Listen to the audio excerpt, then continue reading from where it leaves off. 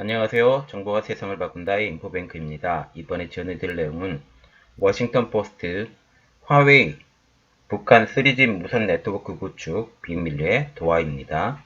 여러분의 구독과 좋아요는 저에게 많은 힘이 되오니 구독과 좋아요 많이 눌러주시기 바랍니다. 그러면 시작해 보겠습니다. 이번 주제는 워싱턴 포스트, 화웨이, 북한 3G 무선 네트워크 구축 비밀리에 도하입니다. 이 배경으로는 화웨이의 전 직원이 워싱턴 포스트의 화웨이 내부 문건 폭로입니다. 그림 하나 보여드릴게요. 이 그림이 그 계약서거든요.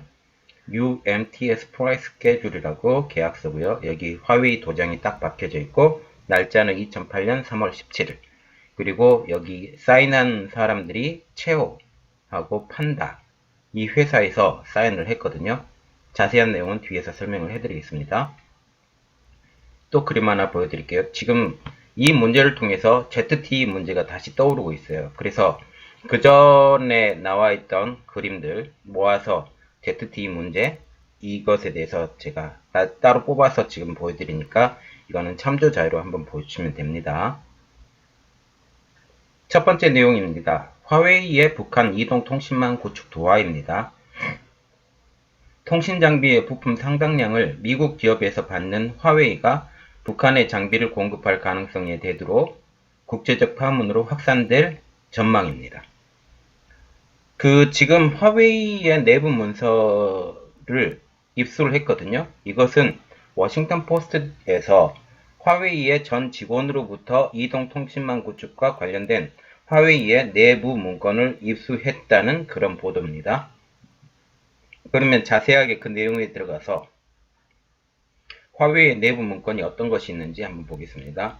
화웨이는 중국 국유기업 판다 국제정보기술과 협력해서 2008년부터 적어도 8년 동안, 그러니까 2016년까지겠죠? 적어도 2016년까지 북한 내부의 상업이동통신망 구축에 관여 또는 장비의 유지 보수를 했다고 하는 내용입니다.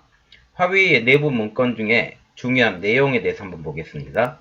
2008년 3월 17일 날짜로 명기된 UMIT 가격 결정 계획인데요. 이 서류에는 과거 작업 주문서와 계약 내용이 포함되어 있습니다. 그러면 UMIT란 무엇인가에 대해서 알아보겠습니다. 유럽의 3세대 이동 통신 기술입니다. 즉 3G 이동 통신 기술을 말을 합니다.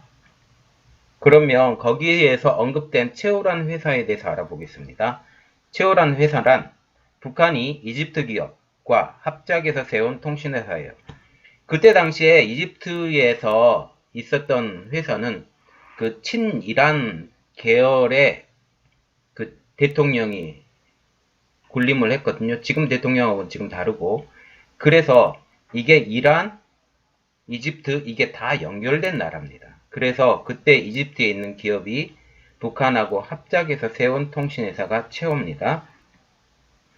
2008년도 북한 최신청사나 조선 최신회사와 이집트 통신사 오라스콤이 함께 만든 회사입니다. 북한에서 고려링크라는 이름의 휴대전화 사업을 했습니다. 그러면 체오의 지분에 대해서 한번 알아봐야 되겠어요. 체오가 어떤 지분을 갖고 있었냐? 조선 최신회사가 25%의 지분을 가지고 있고요. 오라스콤은 75%의 지분을 갖고 있습니다. 계약서 서명란에 판다 국제정보기술 회장과 오라스콤의 나기브 사위리스 최고 경영자의 서명도 포함이 되어 있습니다. 이 서류에 화웨이가 언급된 이유가 있어요. 이 회사들만 가지고 그 3G 네트워크망을 구축할 수 없거든요. 3G 네트워크망을 구축하려면 화웨이라는 회사가 들어와야 됩니다. 그래서 화웨이가 언급이 됐는데 워싱턴 포스트에 의하면 화웨이가 북한의 고려링크 통신 서비스에 전방위적으로 관여한 것이다 라는 게 왜 그러냐면 통신 설비 전문 업체이기 때문입니다. 즉 네트워크 통합과 소프트웨어는 물론 고려링크의 확장 프로젝트에도 화웨이가 참여했다고 합니다. 화웨이는 북한에 제공한 많은 개량 산업 중 하나인 2012년부터 13년까지 하는 고려링크 자동 응답 시스템 구축에도 지원을 했다 하고요. 그리고 화웨이가 북한에 이번 문건으로 보면서 지원한 것에 대해서 나와 있는데요. 기지국, 안테나, 기타 장비, 그리고 통신망 관리 및 보증 서비스를 지원을 했고, 협력도 했는데 통신 보안을 위한 암호 알고리즘 개발도 협력을 했다고 합니다. 이번 문건을 통해서 ZTE도 다시 영향권 안에 올라와 있는데요. 그 이유는 이번 화웨이 문건으로 중국의 또 다른 통신장비 업체 ZTE도 북한 통신망 구축을 지원했다는 의혹이 증폭이 되고 있습니다. 그 이후로는 합작사 최호의 계약으로 오라스콤은 2015년도까지 북한 통신망 운영 독점권을 취득을 했는데 그 이유가 궁금해져 갑니다. 그 이후에는 ZTE라는 회사가 들어오게 된 거죠. 그래서 북한 정부는 ZTE 장비를 사용하는 경쟁사 강송을 2013년도에 설립을 했습니다. 말하자면 최호도 북한이 설립을 했고 강송도 북한이 설립을 한 거예요. 그래서 강송이 북한의 주요 통신사업자로 기존 고려링크를 빠르게 대처를 해버린 겁니다. 13년도 했다가 시간 구축을 하고 그러면 16년부터 아니면 17년부터 그렇게 했다라는 거죠. 그리고 중국 업체들 말하자면 화웨이하고 ZTE가 북한에 협력한 걸 알아봐야 되겠는데요. 북한 내 무선 통신망 감시와 통제 시스템을 강화를 했고 다른 협력 사항으로는 미국이 지난 2017년 유엔 안보리 대북 결의 위반 혐의로 제재한 중국 업체 단덩커와와도 화웨이가 거래를 했다고 합니다. 그걸 통해서 북한에 협력했을 거다라고 지금 말을 하고 있는 거죠. 그리고 화웨이와 판다가 철수를 했는데 그렇게 되면 최호가 철수한 거하고 똑같잖아요. 최호가 철수한 것을 보시면 됩니다. 국제사회의 대북 제재가 강화되던 2016년도에 철수했다고 합니다. 이 2016년도를 한번 기억해 두시고요. 왜 2016년도가 중요한지 제가 나중에 알려드릴게요. 이번 사건으로 눈여겨봐야 할 점, 미국 기술 부품을 사용하는 화웨이가 북한 정권에 제재를 가하는 미국의 수출 통제법을 위반했다라는 내용에 대해서 눈여겨봐야 됩니다. 미국 재무부의 논평으로는 아무 논평이 없었고 판다그룹도 아무런 대응이 없었고 화웨이는 워싱턴 포스트의 보도에 대해서 의혹을 부인을 한 상태입니다. 익명의 미국 국무부 고위 당국자가 이렇게 말을 했는데요. 화웨이는 믿기 어려운 회사이고 주민의 기본적인 인권을 빼앗는 북한 같은 정권과 일하는 것에 우려를 제기를 했다고 합니다. 그리고 화웨이 현재 상황을 보겠는데요. 미국의 거래 제한 대상 엔타이어 리스트에 올라와 있고요. 미국 법무부에는 금융사기와 대이란 제재 위반 혐의로 화웨이를 기소한 상태고 그리고 도널드 트럼프는 이번 워싱턴 포스트의 내용에 대해서 반응을 했는데요. 화웨이에 대한 조사 의지가 있음을 시사를 해서 파악을 해야 할 것이라고 말을 했습니다.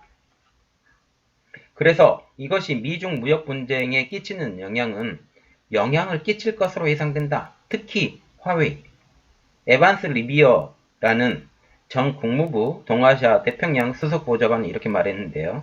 화웨이와 북한이 연관되어 있다는 사실만으로도 워싱턴의 정치 외교적인 분노를 야기할 수 있다라고 말을 했고 조슈아 스탠튼 변호사는 이렇게 말했는데요. 거래가 언제 이루어졌고 달러로 거래를 했는지 여부가 중요하다라고 말을 했습니다. 왜냐하면 2016년 2월 18일 이후에 거래를 만약 했다면 제재 위반이다. 그러니까 아까 제가 2016년도까지 했다고 말을 했는데 그 이후까지도 했다면 그게 문제가 된다라는 거죠. 왜 그러면 이때 이 사건을 발표를 했을까요? 그러면 그 전에는 이 사건에 대해서 전혀 몰랐을까요? 아니요, 알았을 거라고 생각을 해요. 그런데 왜? 중국이 미국 농산물 구매를 한다고 발표를 했잖아요. 그래서 막 상황이 좋아져 가는 시기에 그 정보를 누르는 뉴스가 나와버린 거예요. 그래서 지금 이것을 보면서 생각을 하는 거, 그리고 오늘 뉴스를 보면서 제가 생각을 했던 게 뭐냐면, 트럼프 대통령이 화웨이 제재를 했던 것에 대해서 약간은 풀어주겠다. 그렇게 얘기를 했는데, 이 뉴스가 보면서 느낀 거는 뭐냐면, 화웨이 제재는 영원히 지속될 수도 있다. 그리고 미국 상하원이 지금 법령으로 제정을 하려고 준비를 중인데, 이 제정까지도 만약 통과가 되면 화웨이 제재는 아주 심각하게 제재가 가능할 수 있겠다라는 생각을 갖게 됐습니다. 저의 내용이 좋았다면 구독과 좋아요 많이 눌러주시기 바랍니다. 더 열심히 일하는 인포뱅크가 되도록 노력하겠습니다. 감사합니다.